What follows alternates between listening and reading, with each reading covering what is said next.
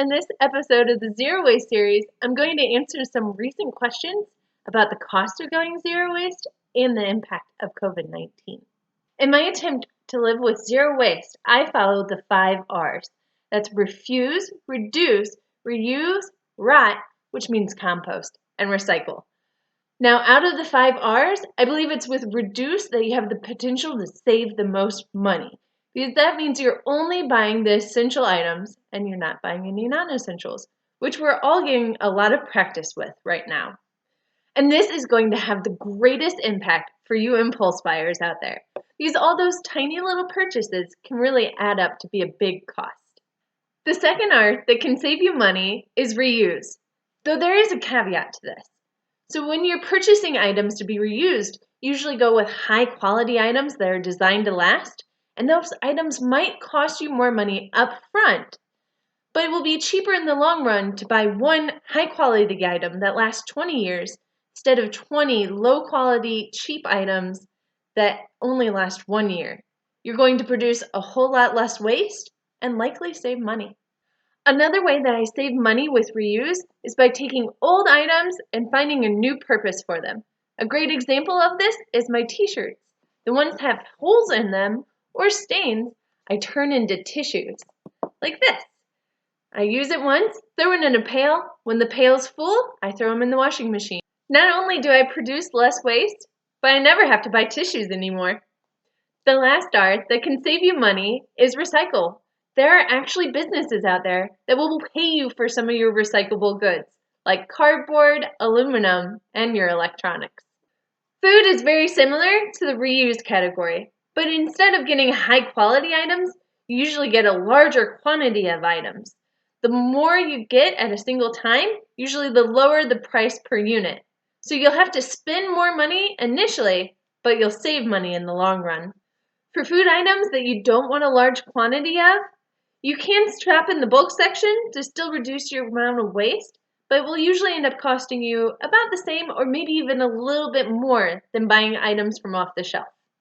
For example, my fresh ground peanut butter that I put into my own jar costs about 19 cents per ounce, and if I were to get a name brand peanut butter off the shelf, it would cost me anywhere from 14 to 28 cents an ounce. The dry roasted unsalted peanuts that I get from the bulk section cost me 22 cents an ounce, and if I were to get the name brand off of the shelf, they would cost me about 12 to 16 cents per ounce. And my seedless raisins in the bulk section cost me 25 cents per ounce, and if I get them off the shelf, they're 15 to 23 cents an ounce. Now to talk about COVID-19.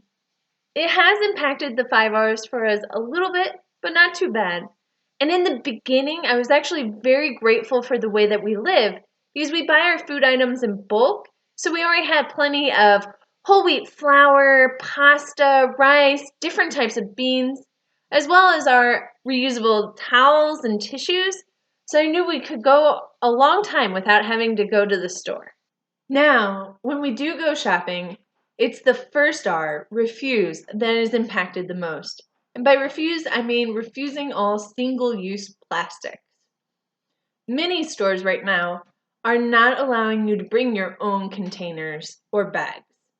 As a result, I have had to get some new plastic produce bags, but I'm going to be holding on to them to use after this pandemic is over until they're too wholly and degraded to use anymore. I actually still have some plastic produce bags from back in June of 2018 before my zero waste journey began. And for produce items that I can get unbagged, I'll just throw them straight into the cart, basket, or reusable bag if I'm able to bring it. And for items that I can't get in my normal glass containers, like my peanuts, I will get them in a plastic jar, but I try to think of a secondary use for that plastic jar. Like with my peanuts, I have put holes into them to create a treat dispenser for my dogs. Or I'll choose plastic items that I know can be recycled. Additionally, when given the option between a glass and a plastic container, I will choose glass because glass can be recycled indefinitely, whereas plastic degrades when it recycles, and they have to add new plastic called virgin plastic to maintain its structural integrity. Now, an important part of my job is reusable bags. I'm the Buy to Bags program coordinator at the St. Louis Zoo, and we encourage people to use reusable bags to reduce plastic pollution. And a lot of stores are encouraging you not to bring your own bags right now, but I found that you usually can get away with it if they have a self-checkout line. What I do is when I go shopping, I have the bag wrapped around my wrist. I grab my items and put them straight into the bag. This means I don't have to use a basket or cart that other people have touched. And then when I get to the cash register, I unload my items, scan them, place them in the bagging area, pay for my purchase, and then put the items back in my bag. So my bag also doesn't touch anything else, just me.